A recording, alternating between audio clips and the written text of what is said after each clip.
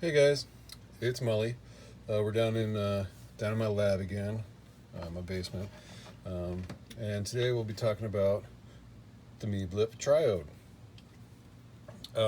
This is actually a pretty cool little synthesizer I came across on Reverb, and I don't know why it just caught my interest and kind of wanted to have it.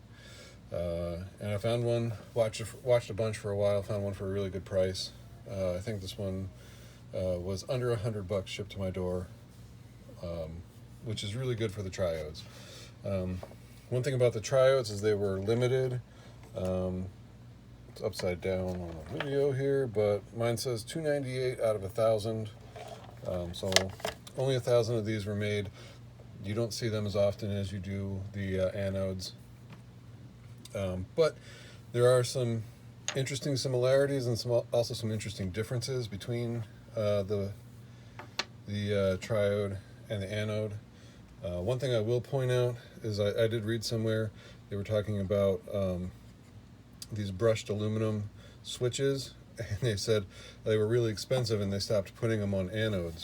They are on the triodes, so if you do happen to find an anode that has the brushed aluminum switches, kind of a little perk there.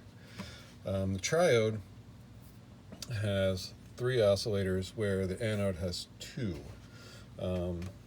The second can be set to an octave down on the anode, where here you have a third square wave oscillator that can be put in. They both have the twin T analog filters. Those, from what I understand, were inspired by a 1970s wah pedal schematic in like a Popular Electronics or something. While technically it's a bandpass filter, to the best of my understanding, from what I understand, is the low portion of that bandpass is set low enough that it functions as a low pass filter on the Meeblip.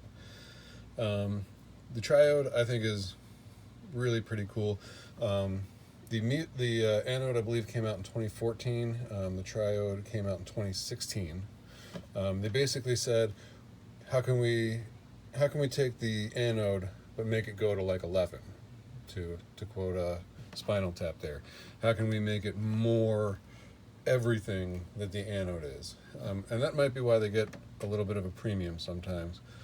Besides the fact that they're limited, I think they generally sound more aggressive, thicker, fuller, and it's just a really cool little box that doesn't hurt the price tag, or doesn't hurt the wallet too much. To compare it to a Volca keys, or pretty much any Volca, the Volca is not only a little bit taller, it's also, as you can see here, it's a lot wider too.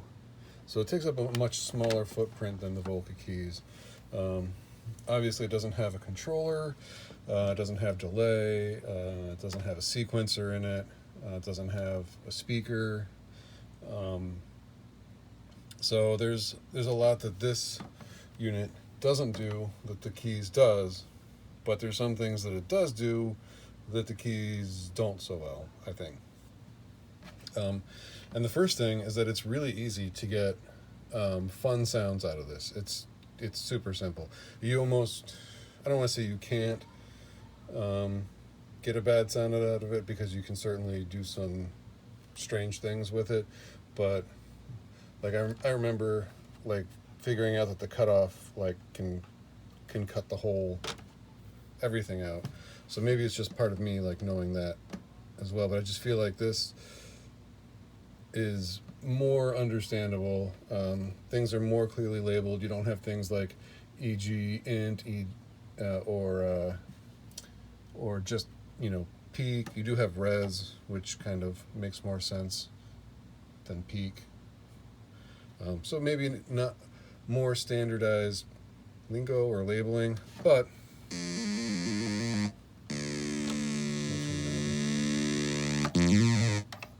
you have 3 waveforms to choose from in standard mode. You have square wave, you have a pulse width modulated.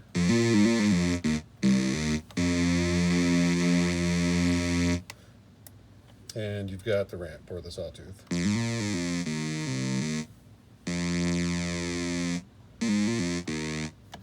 And that's pretty anode-ish right there. I have the filter all the way open. So yeah, you can muffle it, but you're still getting some sound.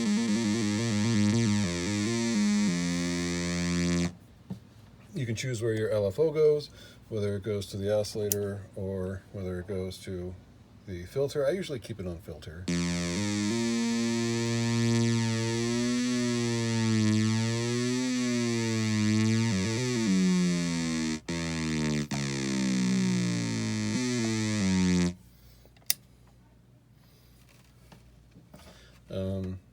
The detune is kind of fun.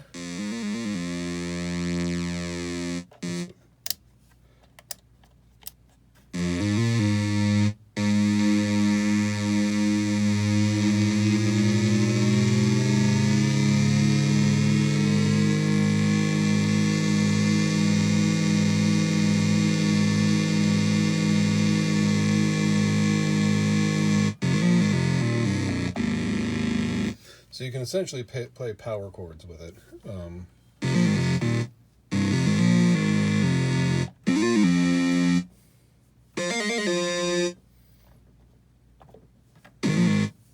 Which I think is pretty cool. And you can do that up or down. You do have glide.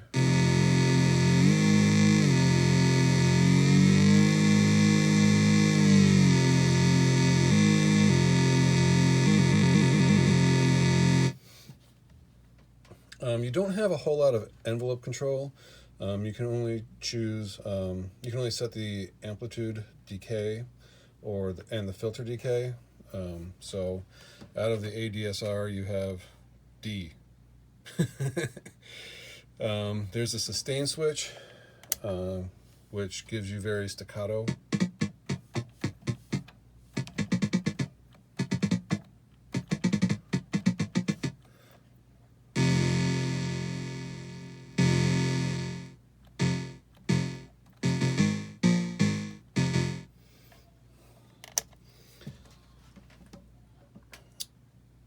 And you actually do have more control with MIDI CC commands. I don't have a lot of experience with that because I haven't done it yet.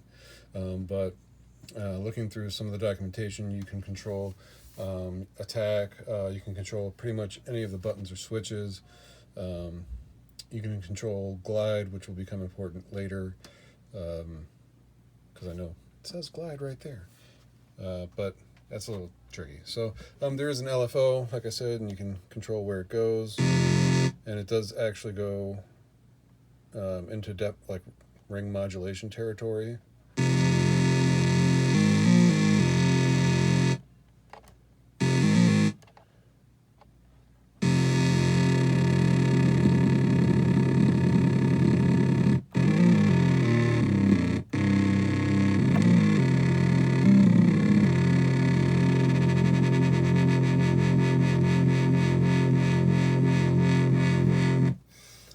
There's no external timing for the LFO that I know of that'll sync it to like an arpeggiator or a clock or anything like that. So you are a little bit limited there. And the filter, I think, is kind of neat, but in some ways, I don't know, it can cause it to be a little poppy, which if you have a low numbered triode like mine, there is an upgrade, and I'll have to post a link to it. I did do the firmware upgrade that eliminates some of that popping, but it can still get in there if it's set up so that the notes sort of step on each other a lot, or the filter's kind of wacky. See? You can hear it there.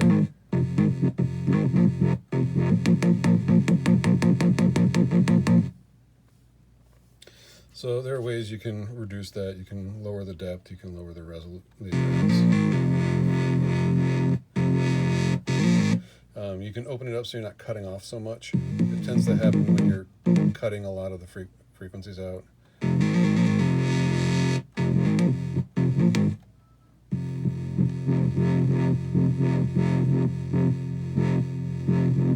The filter also isn't super juicy or squonky. It tends to be a little tends to chirp more for me. I don't know if I'm doing it wrong. If I am, leave a comment in the bottom on how you get this filter to sound super awesome, and I'd be happy to learn more. Also, the knobs, it's kind of hard to see, but they do have a little wiggle to them, all of them. So it's not like the Korg Volca keys. There's like pretty much no wiggle. Those are really solidly like in there. These are a little less so, which hasn't really been an issue yet, but it does sort of erode a little bit of confidence. They're not hard to pull apart. It's 4 screws and the back comes off. Pretty much all you have are a MIDI in, power, and output. Output is headphone size. But where they really took this to 11, in my opinion, where they really kind of set this above and beyond the Anode, was they have a third oscillator that you can engage that is a square wave sub oscillator.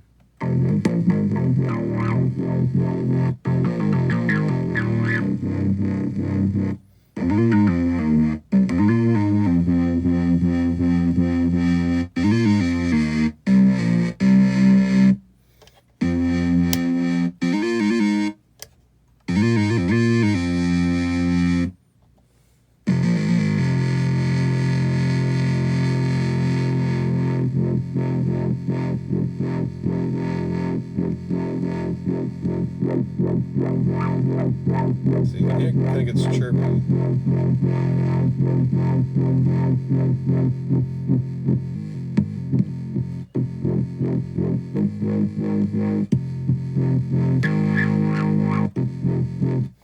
So while it does have 3 oscillators, it is a monophonic synth. So you can't do chords like you sometimes can on the Volca keys.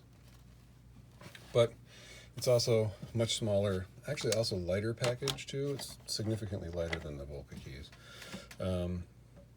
So that's one place where they kind of took the Anode and really pushed it, was in adding that sub oscillator.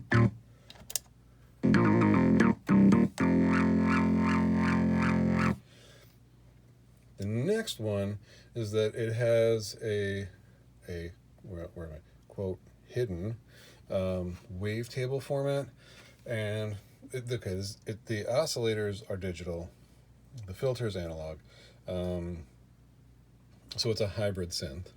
It's a mostly digital synth. So one of the things that lets you do is go into this other mode, and the way you do that is you turn it off, and you hold the MIDI set button for just a second until you see the light here, the LED here blinking, and then you let go, and you are in wavetable mode. The waveform switch no longer determines the waveform. Instead, it determines which bank you're in. You have 3 banks, because you have the square, pulse width, and saw. But here you have 3 banks, and the glide no longer functions as a glide anymore. It selects which of 8 different waveforms that you're choosing in that bank. So you have 24 different waveforms that you can choose from total in this mode of the synth.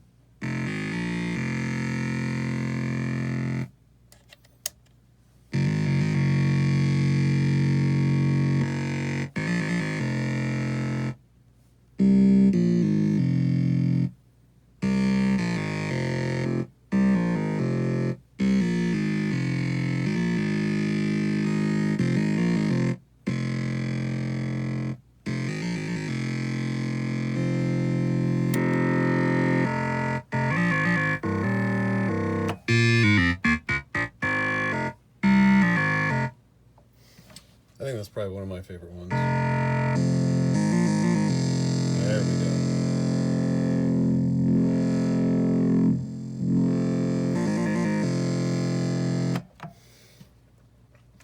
So that 24 different wavetable waves is a pretty cool feature of this. They did end up updating the anode, but the anode, the same switch controls the bank, and it's only a two-way switch. There's only two options, so you only have 16, and the pulse width is then what controls. So it's the same switch and same knob in those locations that controls the which wavetable wave you're choosing. I don't know a whole lot about wavetables. My guess is that they are sort of like a sample of one full cycle of a wave, and it plays that. I don't know if somebody wants to tell me more about wavetables. I've tried looking them up, and I haven't been able to find a lot that makes a whole lot of sense to me.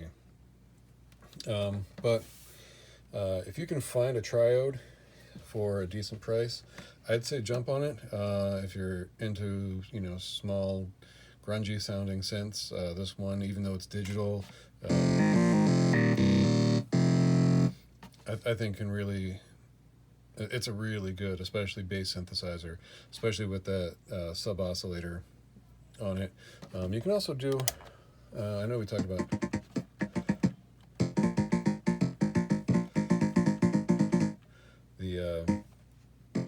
without the sustain, and that can actually get really fun with arpeggiators.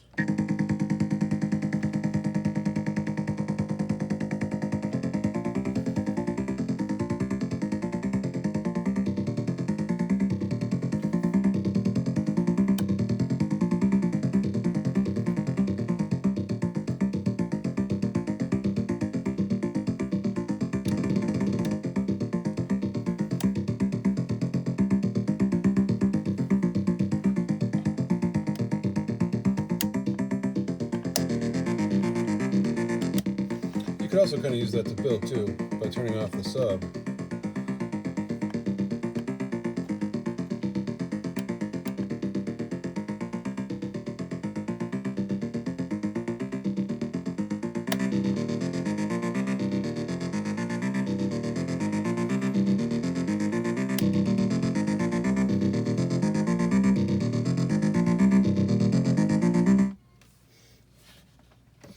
So I think that's pretty cool. The LFO, not a whole lot to say about that. It's just an LFO.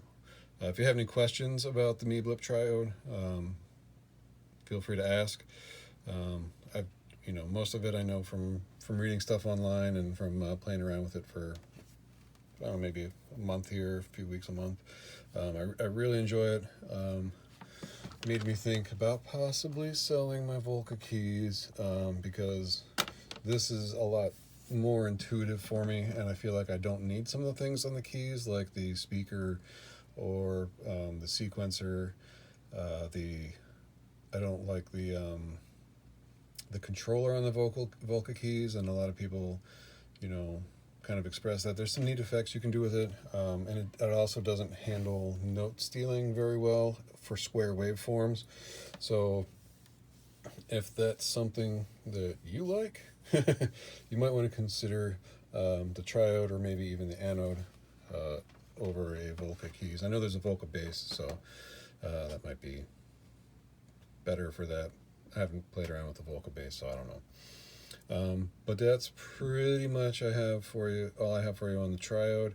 If you like learning about weird, quirky, generally cheap little synths, or stomp boxes or pedals, or all kinds of weird, fun, vintage E or S things, or the just random bleeps and blips and bloops, definitely subscribe. If you like what you saw here, like it.